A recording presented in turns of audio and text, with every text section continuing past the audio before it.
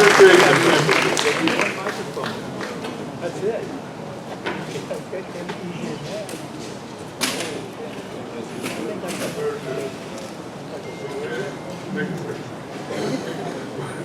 I don't know how this request goes after 3 years and not ever have to do this, but somebody wanted to hear the Hambone, and I'm interested in seeing if anybody can pull it off.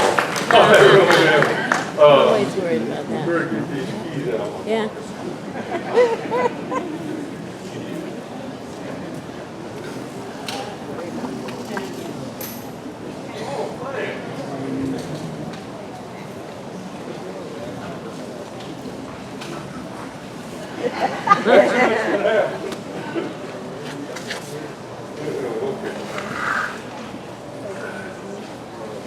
Right there, yeah, that'll do.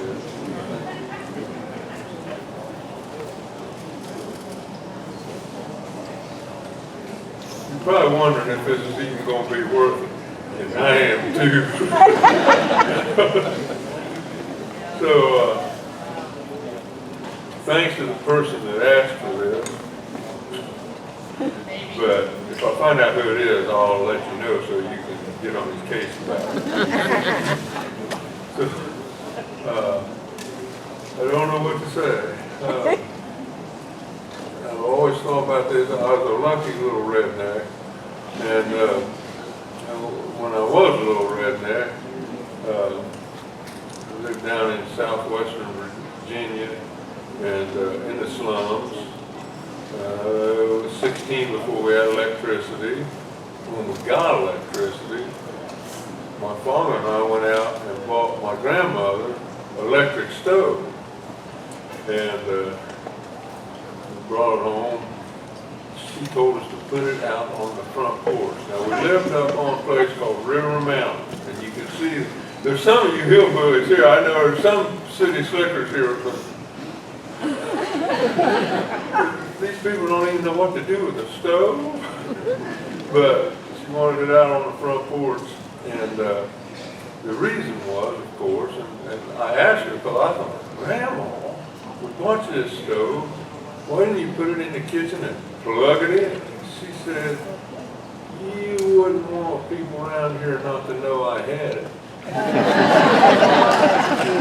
I know there's some people here that know that's just the way life was, isn't it? So, that's the way we lived. And the other part of the way we lived was we were very bigoted. We didn't know any better. And I've often told people that, you know, you're not born bigoted. You just got to learn it. And some people learn it, and it's a hard thing to get over. It's a curse on life. And some people can't. And they're not to be hated. They were brought up that way. But some people can. It's like, to me, it was the easiest thing in the world because I had a scholarship to go to college. I'll never understand that.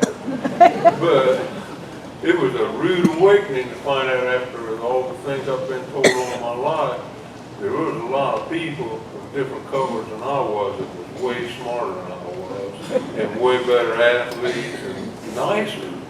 And all that stuff comes to haunt. Anyways, told you that, tell you this. When I was a little redneck, my mom said things like, now don't go down there by the railroad tracks and hang out with them black kids.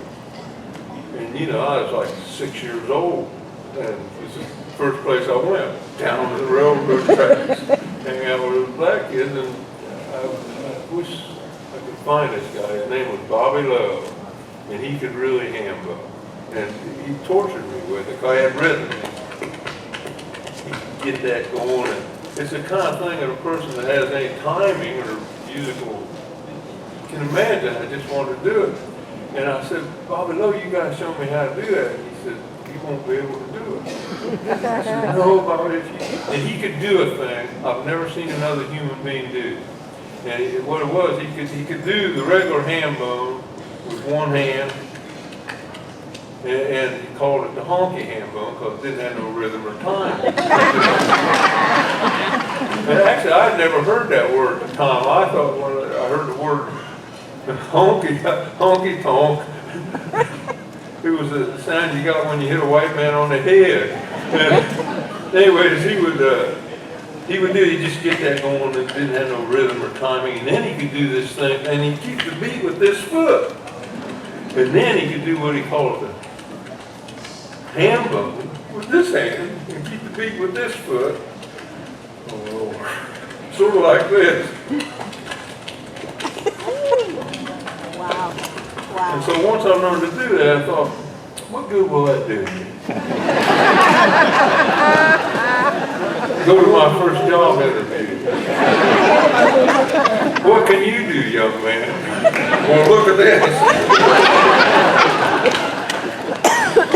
So somebody wanted to hear it, and I have 2 or 3 Hambone songs, but I better go with the one I know best.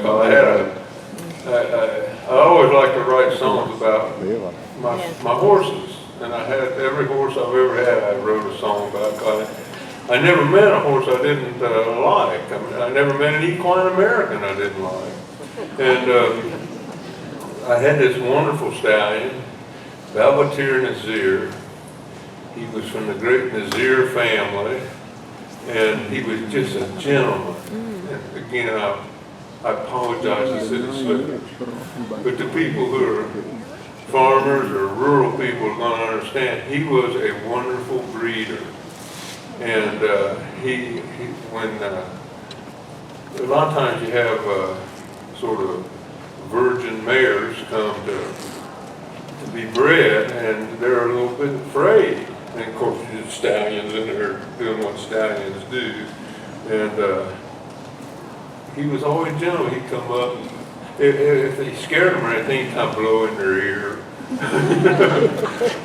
bite on their neck a little bit, just like humans. And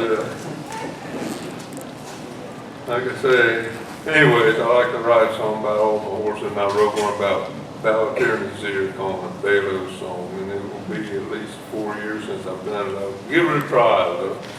If you would like to play along, you are welcome to. If I get to the end, I win.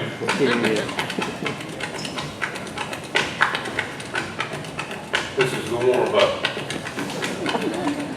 Well, me and my horse Balo, we're going to the fair. We're going to ride the buck and run the barrel and see everything that's there. We're going to wink at all the women, flag a tail at all the mares, and you'll be hell-bent for leather when we go to the fair. We're going to shed and rush and shout and shine shoes up good and bright.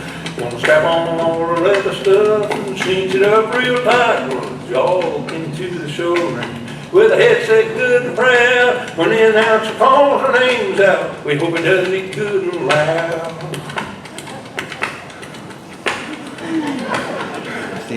We're going to jog into the grandstand with a head set good and proud. When the announcer calls our names out, we hope it does it good and loud. We're going to win a Say Blue ribbon and show off for the crowd.